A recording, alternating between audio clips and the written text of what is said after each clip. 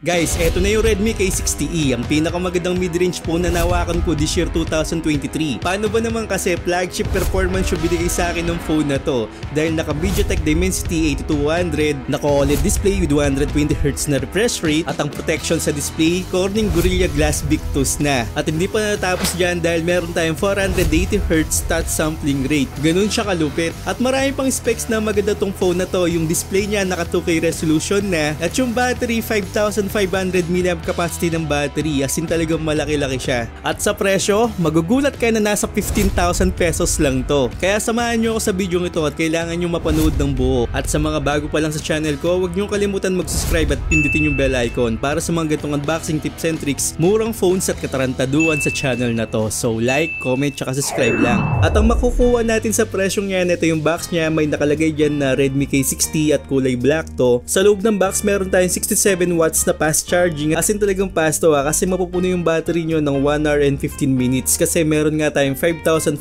mAh capacity ng battery. So meron din tayong Type-C cable syempre, tapos SIM injector pin at isang jelly case. Then syempre yung phone natin na kulay green, pero may pagpipilian naman kayo na ibang kulay na kulay white tapos isang black. So sa akin mas napoporman ako dito sa kulay green kasi mas kakaiba siya dun sa ibang kulay at nagsawa na ako sa black and white. Sa baba meron tayong speaker, Type-C port, isang microphone at dual SIM card tray. Wala tayong expandable storage. Sa taas naman meron tayong noise cancelling microphone, isang infrared sensor para sa mga remote control ng mga appliances natin at isang speaker. Then sa kabilang side yung power button na fingerprint scanner, tapos yung volume rocker. Sa kabilang side naman wala tayong mapapansin dyan. At ang materials nito sa likod is made of glass na siya. Kung di ako nagkakamali, Gorilla Glass Victus na rin yung back panel nito. Tapos yung camera module para siyang Poco F5 Pro, parang ganun. At ang pinagkaiba lang nila, mas mataas talaga yung chipset nun at talagang flagship level yun. So dito kasi wala tayong MEMC features, wala tayong mga ganun dito sa phone na to. So doon may wireless charging tayo, tapos mataas yung chipset. Pero sa performance, masasabi ko na halos pareho lang din sila. So ayun, bago natin pag-usapan yung performance ng Redmi K60E, may mga dapat kayong malaman sa phone na to. Nabili ko to sa Lazada, cash on delivery to Sa 8128, makakabili kayo ng 15,000 pesos, pero ang pinaka-recommended ko sa inyo yung 8256. Dahil yung 8256, mabibili nyo lang siya ng 15,599. So 500 lang para 256 na yung storage nyo. So sobrang sulit nun. Pero yung nandito ngayon ng variant niya is 12256, nasa 16,500 at magiging phone ko talaga kasi to, kaya 12256 yung kinuha ko. So nasa 16,599 lang o 16,600. Sa 512 naman, kung gusto nyo talaga na masulit talaga tong phone na to, meron tayong 16,999 o 17,000. Sobrang sulit niyan. At ang maganda kasi talaga dito is cash on delivery siya. So dito ko siya nabili sa unio.ph. Yung link ilalagay ko na lang sa description para hindi kayo maligaw. Pangalawa naman na dapat yung tandaan, ni-release lang to sa China. Ibig sabihin na wala pa tayong global. Pero gumagana yung SIM natin dito. Kung makikita nyo dyan, naka-smart ako at naka 5G connectivity siya. So mabilis-bilis naman yung connection ko at wala akong naging problema pagdating sa data. Sa mga China RAM naman, makakuha tayo ng updates lagi dito. Yun yung pinaka nagustuhan ko sa mga China release. Although hindi siya global, pero madali lang alisin yung mga bloatwares nito, as in talagang uninstall mo lang isa-isa. Tapos sobrang dali lang din maglagay ng Play Store. Pupunta lang tayo sa Get Apps, tapos type natin yung Play Store. Pag nahanap nyo na yung Play Store dyan, i-update nyo lang o install nyo lang, okay na rin yun. Pagkatapos yung ma-install yung Google Play, lagay nyo lang yung Gmail nyo, pwede na kayo mag-download na kung ano-ano. At gumagana rin dito yung mga banking apps, GCash at kung ano-ano pa. As in lahat naman gumagana. So yung keyboard nito, kung gusto nyong palitan, okay lang din. Ako pinalitan ko kasi ng Google Keyboard para walang Chinese character talaga. So after nun na malagay ko na yung Google Keyboard, tapos meron na akong Play Store, naalis ko na rin yung mga bloatwares, okay na siya. At para sa akin, mas maganda pa to sa global kasi meron tayong software updates. Okay, sana malinaw sa inyo lahat yan. Pag-usapan na natin yung performance ng phone na to. So meron tong MediaTek Dimensity 8200. Alam nyo naman na yung chipset na to is malakas talaga, as in talagang parang close sa flagship level. So ang nakuha natin sa Antutu is nasa 800,000 na o close to 900,000, as in talagang malakas yan. Tapos sa tracking test na nakuha natin dito, green yan, as in hindi siya namula. Ang ganda ng thermals, maganda yung Antutu.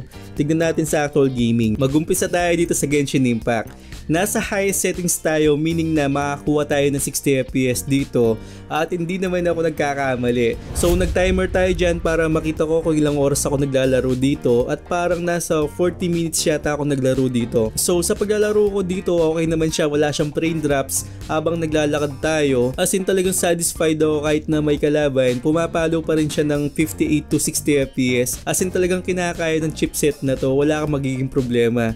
At hindi ko masyadong naramdaman na umiinit siya. Pero napansin ko na nag-dip to ng 40 FPS which is okay lang naman kasi nasa Genshin Impact tayo at talagang heavy graphics to. So pagkatapos ng 30 minutes ang nakuha kong temperature dito is nasa 42 degrees Celsius. At hindi pa ako nakontento na nagdire-diretso pa rin yung laro ko dito at umabot ako ng 40 minutes. So okay yung playing ko dito sa Genshin Impact, which is sa ibang phone hindi kinakaya itong Genshin Impact na to kasi heavy graphics talaga. At keep in mind nga na nasa highest settings tayo dito. So nung 40 minutes na ang nakuha nating temperature dito is nasa 42.5 degrees Celsius. So malamig-lamig na to para sa Genshin Impact at 40 minutes ako naglalaro dito.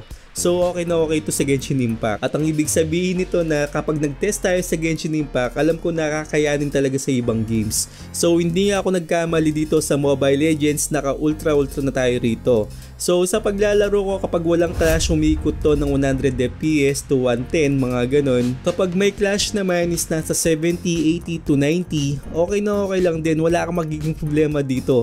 Kasi hindi naman siya nag-dip talaga ng 40 pababa. Yun yung talagang frame drops na masabi ko. So wala akong naging experience talaga na sobrang frame drops na malala dito sa Mobile Legends. As in talagang umiikot to ng 70 to 90 FPS kapag may clash. Kasi okay lang din naman. Kasi marami naglalaro talaga o marami nangyayari dun sa background niya. So average na FPS na nakuha natin dito is 95 FPS. Pagkatapos ng isang games hindi man siya pinagpawisan, ang nakuha nating temperature dito is nasa 40.8 degrees Celsius. Sobrang lamig niyan para sa ultra graphics na ganito sa Mobile Legends. Pagdating naman sa League of Legends Wild Rift, ang graphics natin dito is nasa high. Tapos yung frame rate dito is nilagay natin sa 120. So okay na okay din yung frame rate na nakukuha natin dito. Pumapalo siya ng 100 to 120 FPS. So sa Clash parang nag-dip siya ng mga 80 to 100 FPS which is okay lang din. At sa last minute naman parang nakaramdam ako ng 70 FPS to 100 FPS. Pero okay na okay lang din kasi hindi siya nag-frame drops talaga ng malala at hindi siya naglalag. Pagkatapos naman ng 15 minutes na paglalaro natin sa Wild Rift, ang nakuha nating temperature is nasa 41.6 degrees Celsius lang. Sa mga emulator naman, nakukuha natin dito puro 60 FPS. Sinubukan nga natin dito yung God of War at sa Tekken nga. Stable siya sa 60 FPS which is maganda yung playing ko dito sa emulator, wala kayong magiging problema.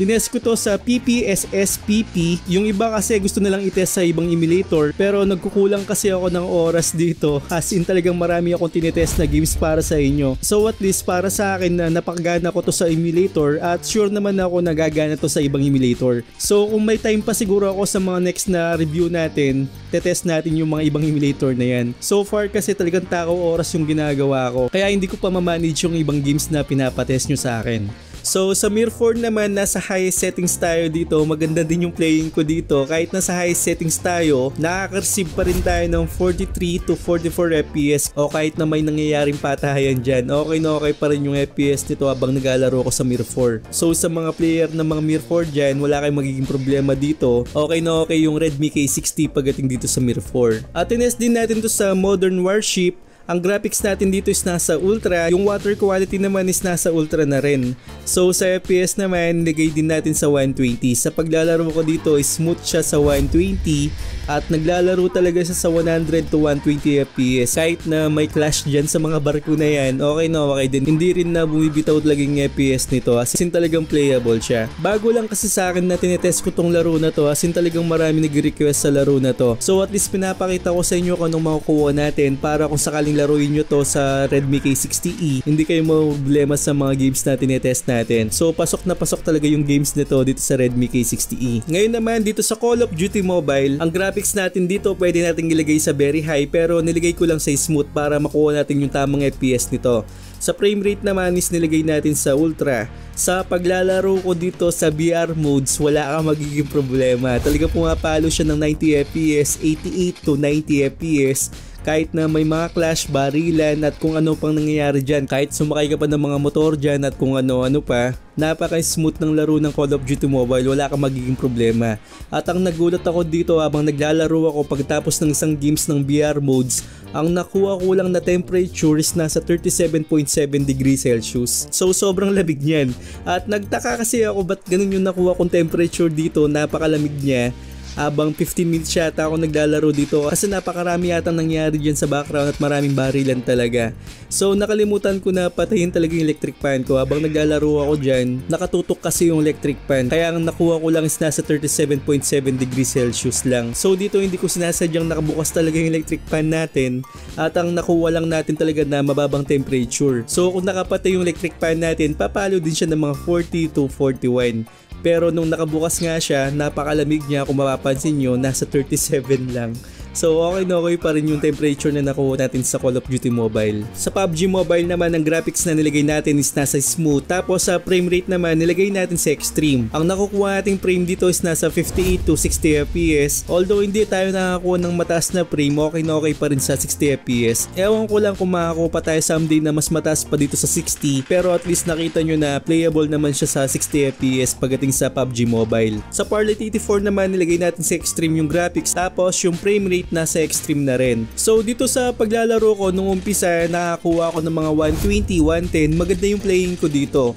Then pagkatapos ng mga 5 minutes mark, nasa 60 FPS na lang siya. Minsan umangat siya ng mga 70 to 80, mga ganun, pero nahihirapan na siya. So stable to sa 60 FPS up to 5 minutes mark na doon na lang talaga siya naglalaro. At maganda naman yung paglalaro ko dito, although nararamdaman ko dito sa laro na to na nag-iinit siya. Kasi hindi naman ako nagkamali, ang nakuha nating temperature dito is nasa 43 siya. So mainit-init yun para sa ganitong laro. Parang dito lang siya masyadong pumalpak, sa ibang laro malamig siya, pero dito sa Parlit 84 kailangan ng optimization. Pero kung gagamitan natin ng phone cooler to papalo pa rin siya ng 120. Hindi ko na siya ginamitan ng phone cooler kasi alam ko na maganda talaga yung kakalabasan nito. So kapag ginamitan pa natin ng phone cooler to, kaya electric fan, gaganda na yung mga frames na makukuha natin dito sa Redmi K60E. So at least alam nyo na maganda talaga yung performance nito at kinakaya talaga yung mga larong heavy games, Genshin Impact, Call of Duty na meron tayong 90 FPS at sa ibang laro nakakuha tayo ng mga 120 sa Modern Warship. Sa PUBG Mobile naman 60 FPS lang. Sa Mobile Legends naman nakakuha tayo ng mga 120 doon, pero sa Clash 70 to 80. Which is para sa akin na sa kabuuan ng performance ng phone na to, masabi ko na kinakaya talaga, as in talagang flagship level. At isa pa, sabi ko nga kanina, mataas yung sampling rate nito na 480Hz. So sa mga nagtatanong din, okay na okay din yung gyroscope nito, wala kayong magiging problema doon, as in talagang accurate siya. Ito naman yung mga ibang bagay na dapat nyo malaman dito sa Redmi K60. Meron na tayong MIUI 14 dito, tapos Android 13 na rin to. So nung binili ko to, nasa Android 12 lang siya at meron tayong ma-receive na updates dito ng MIUI 14 at para maging Android 13 na rin siya. So okay na okay yung updates nito, lagi tayong merong ganun. Then pagdating sa display, hindi rin tayo tinipid kasi meron tayong OLED display with 120Hz na refresh rate, tapos meron din tong HDR10 Plus at Dolby Vision. Ang nits brightness naman nito matastas na rin, nasa 1200 nits brightness. So napakaganda ng screen niya, wala namang pinagkaiba yung OLED display sa AMOLED display kapag nanonood tayo. Kasi black is true black talaga, tapos magandang saturation, okay na okay yung kulay kahit anong angle. Tapos meron nga tayo dito na 2K resolution, hindi siya 1080p 2K resolution. May pagpipilian tayong ganun dito. Kung makikita nyo dyan, meron tayong Full HD+. Tapos kung gusto nyo ng mas magandang clarity, lagay natin sa 2K resolution o WQHD+. So meron tayong ganyan, pero mas matakaw sa baterya to kumpara natin sa 1080p lang. So okay lang na ilagay natin sa 1080p kasi hindi naman natin masyadong mapapansin yan. Although may pinagkaiba talaga, kung gusto mo talaga na mas maliwanag o mas clarity pa yung pinapanood mo, pwede nating ilagay sa 2K resolution. Pero gusto mong makatipid, sa 1080p lang. At ang protection nga nito is Corning Gorilla Glass Victus na. So isa yan sa mga pinakamatibay na protection dito sa market. At isa pa, bezel-less na rin siya. Saktong-sakto yung mga bezel niya, proportion talaga. Walang mas makapal, as in talagang pantay-pantay lang. At sa panood nga na Netflix, wala ka rin magiging problema kasi Full HD na rin mapapanood mo. At naka L1 wideband certifications na to, meaning na full HD na nga siya. Sa mga ibang China RAM parang nasa L3 lagi. So dito nagulat ako, nakakala ko L3 din yung makukuha ko dito. Tapos nung tinignan ko nasa L1 na siya, as in talagang nagulat ako sa parting yun. Kasi nung nanonood ako sa Netflix, nasa full HD yung pinapanood ko. Isa pa, kapag maglalaro kayo sa phone na to, kaya mag-music kayo, malakas yung speaker nito kasi dual speaker na siya. Okay, bago natin pag-usapan yung camera, may unbox kasi ako na isang phone. At naka MediaTek Dimensity 8200 din. As in talagang pareho lang din sila ng performance ng phone na to. At yung presyo nun is nasa 12,999 lang o nasa 13,000 lang din. Baka gusto nyo makita yung performance nun kung hindi nyo kaya yung presyo nito. At naka IPS display lang yun, pero naka 144Hz na refresh rate siya. So i-check nyo yung Redmi Note 12T Pro. Ilalagay ko yung link sa description o kaya dun sa comment section para makita nyo rin. Pero para sa akin, kung may 13,000 kayo, mag-add lang kayo ng mga 2.5 para makuha natin tong phone na to. Dahil meron na nga siyang OLED display, tapos mataas na rin yung battery. So kung kaya nyo naman na konting ipon lang, dito na kayo sa Redmi K60e. Ngayon, pag-usapan naman natin yung camera nito. Mas maganda yung camera nito dun sa Redmi Note 12T Pro kasi mas detalye yung makukuha nating mga photos dito. Kung mapapansin nyo, maganda yung image processing niya. Although sa nakikita ko, maganda yung details na binibigay niya. Yun nga lang, sa ibang parte, nagkukulang ako ng ibang kulay, nagkukulang ako ng ibang contrast. Parang by part na patay yung kulay, parang hindi siya consistent sa ganun. At kung ikukumpara ko naman yung camera nito dun sa Redmi Note 12T Pro, mas nagugustuhan ko na to kasi mas detail yung nakukuha ko dito compare natin sa Note 12T Pro. Pero sa ibang photos, lalo na sa indoor, okay na okay siya. Maganda yung kulay na binibigay niya. Nagulat nga ako kasi sa indoor okay na okay siya, pero dun sa labas hindi siya masyadong maganda at nagkukulang ako ng mga kulay. Pero pag nilagay natin sa low light condition, okay na okay siya. Wala kang magiging problema kapag nasa indoor ka. Pero kahit sa indoor, hindi ko nagugustuhan yung kulay ng tao dito. Kung mapapansin nyo dyan, yung anak ko, parang yung kulay niya is parang sobrang warm niya. Hindi ko nagugustuhan yung ganung kulay. Hindi talaga tama yung nakikita kong skin tone sa kanya. So para sa akin, sa nakikita ko, okay sa indoor, sa outdoor minsan maganda, minsan hindi siya consistent. Then kapag tao yung pinipicturean mo, hindi ko nagugustuhan talaga yung skin tone na nakukuha ko. So yun yung para sa akin. Pero ito kung maganda na sa video yung Redmi Note 12T Pro, maganda rin sa video to. As in talagang stable talaga siya.